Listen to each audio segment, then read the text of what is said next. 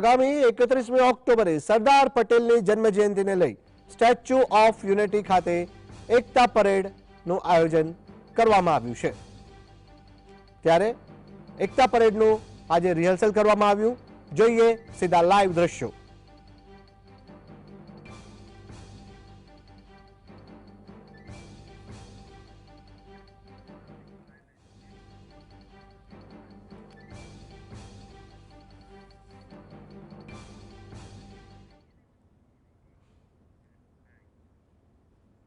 વધુ જાણકારી માટે જોડાયા છે સંવાદદાતા રફીક। જી રફીક, જણાવશો 31મી ઓક્ટોબર એકતા દિવસ પરેડ અને રિહર્સલની તૈયારીઓ શું છે? વધુ જાણકારી।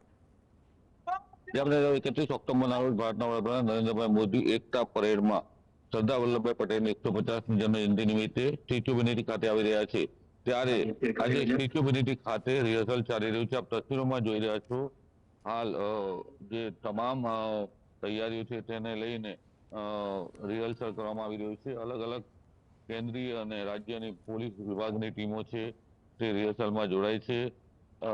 હાલ જે વડાપ્રધાન આવે અને તેની પહેલા જે કાર્યક્રમો થવાના છે તેની આખરી આપવામાં આવી રહ્યો છે। હાલ મહિલા પોલીસ જવાનો પરેડ કરી રહ્યા છે। આ જ રીતના અલગ અલગ વિભાગની જે ટીમો છે કેન્દ્રની અને રાજ્યનો પોલીસ બળ જે છે તે પરેડમાં ભાગ લેશે। સ્ટેચ્યુ ઓફ યુનિટી ખાતે વડાપ્રધાન નરેન્દ્રભાઈ મોદી આવે તે પહેલા આજે ફાઇનલ રિહર્સલ છે અને અલગ અલગ વિભાગની ટીમો હાલ જોડાય છે। આપને સીધા દ્રશ્યો બતાવીશું। જે ટીમો છે તે રિહર્સલ કરી રહી છે।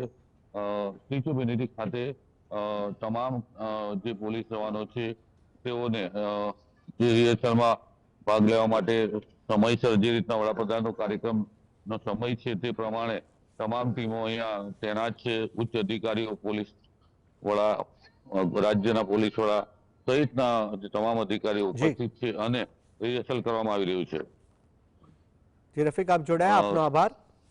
તો એકતા દિવસની વાત કરવામાં આવે સ્ટેચ્યુ ઓફ યુનિટી ખાતે 31મી ઓક્ટોબરે સરદાર સાહેબની જન્મજયંતિ, 150મી જન્મજયંતિ અને જેને લઈને પ્રધાનમંત્રી મોદી આ કાર્યક્રમમાં વિશેષ હાજરી આપવાના છે।